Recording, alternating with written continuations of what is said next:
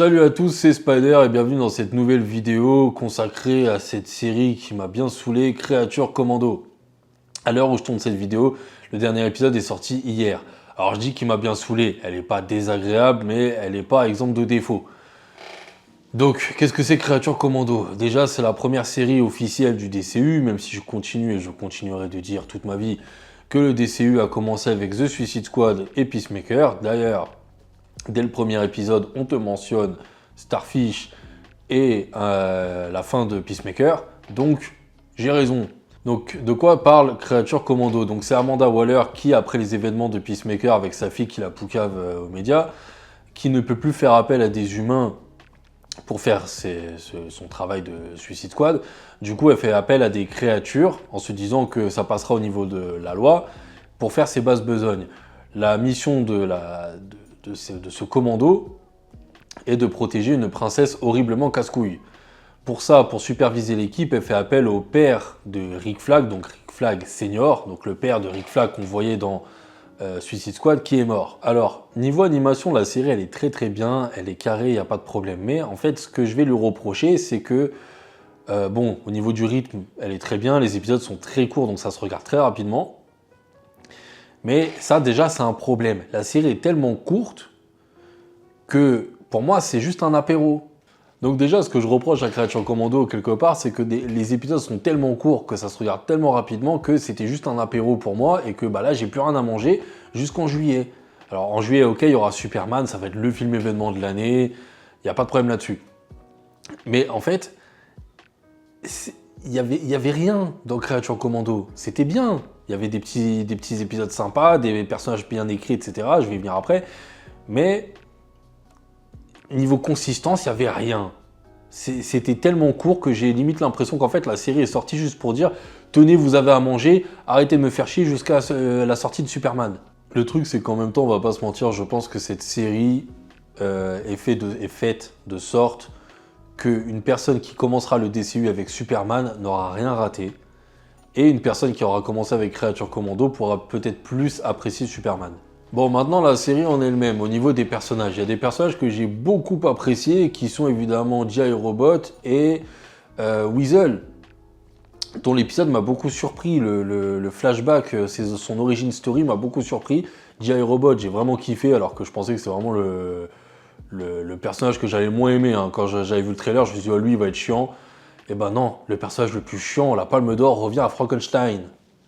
Je vais pas le lâcher, Frankenstein. Frankenstein était le pire personnage de la série pour moi. Je l'ai détesté. Il m'a énervé à chaque apparition. Il a rien de badass. Il a rien de mythologique. Il a rien du comics que j'ai lu.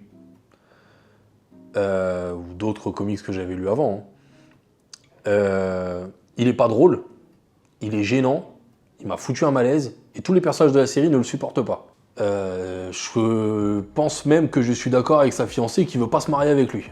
Alors que par exemple un personnage comme G.I. Robot, il a non seulement une origin story super cool, mais en plus un cliffhanger de fou à la fin. Ça c'était génial. Weasel, que c'était le personnage, je me suis dit mais quel rapport, mais lui on s'en fout, etc. Dès que j'ai compris qu'il y aurait un épisode centré sur lui, je me suis dit ça va être le pire. Et en fait non, c'est dans le top 3 des meilleurs épisodes de la série. Et Nina pareil, dans l'épisode final, c'était génial, c'était hyper... il y avait énormément d'émotions, c'était tragique, Nina. Donc ça, c'était des personnages qui étaient bien écrits. Lady Frankenstein était badass du début à la fin, il n'y a rien à dire. Rick Flag, bon, j'ai bien aimé, mais je pense que je vais le plus apprécier quand on le verra en live action. Ensuite, évidemment, il faut parler de ce qu'on voit dans la série au niveau du futur apocalyptique. Alors ça a fait parler énormément de personnes sur Twitter, parce que forcément...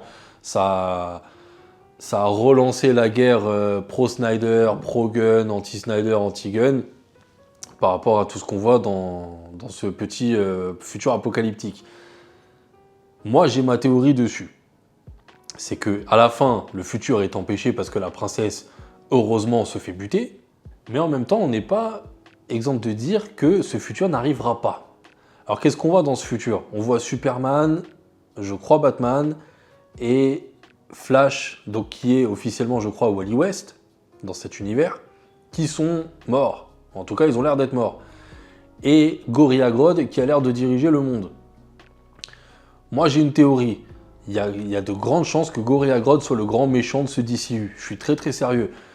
Il a une aura... En fait, le problème, c'est que James Gunn, il est obligé de trouver son Darkseid, qui n'a pas été exploité, donc ils vont pas prendre Darkseid, et j'espère qu'ils prendront pas Darkseid. Mais il est obligé de trouver son Thanos. Et Gorilla Grodd, quand on connaît James Gunn, pourrait être son Thanos. Il est grand, il est balèze, il est intelligent, très intelligent même. Il peut avoir le délire d'une armée, de tout ça, etc. Et quand on connaît James Gunn, encore une fois, je l'ai dit dans quasiment toutes mes vidéos, mais c'est important de le savoir, il aime tellement faire des trucs avec les animaux, les créatures, etc. D'où Créature Commando. Hein. Et tu regardes les épisodes sur Nina, sur Weasel, sur Jay Robot, on a de grandes chances d'avoir un Gorilla Grodd en tant que grand méchant. Ça, c'est ma théorie personnelle. Pour finir, ce que je n'ai pas aimé dans Créature Commando, en fait, c'est l'existence même de cette série. Je m'explique. James Gunn, il a son style qu'il a depuis Marvel. C'est des films ou des séries, peu importe, d'équipe. C'est jamais un héros solo. C'est toujours une équipe. Il y a toujours des monstres, il y a toujours des créatures, des animaux, des machins comme ça. Il faut mettre des chansons, il faut mettre de la sensibilité. Et ça marche très bien dans Créature Commando. Et ça a très bien marché avec les Gardiens de la Galaxie, ça a très bien marché avec The Suicide Squad, pardon. Et ça marche très bien, mais en fait, le style, il est redondant de fou. C'est tout le temps la même chose, tout le temps, tout le temps, tout le temps. C'est pour ça que quelque part, Superman, j'ai un petit peu peur, mais en même temps, je suis confiant. Parce que malgré qu'il a son style redondant, il le gère très bien.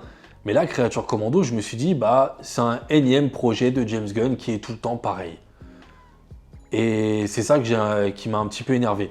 Sans compter la scène gênante là, entre Rick Flag et la princesse.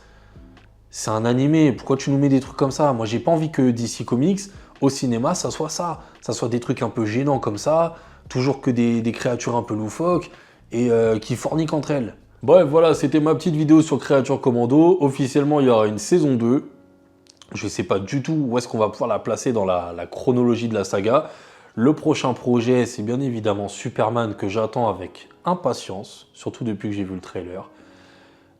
J'imagine qu'il y aura un autre trailer d'ici là, mais en tout cas, je suis très impatient de voir Superman, de découvrir ce nouvel univers qui sera bien plus mis en avant dans ce film-là. Et on se retrouve très bientôt.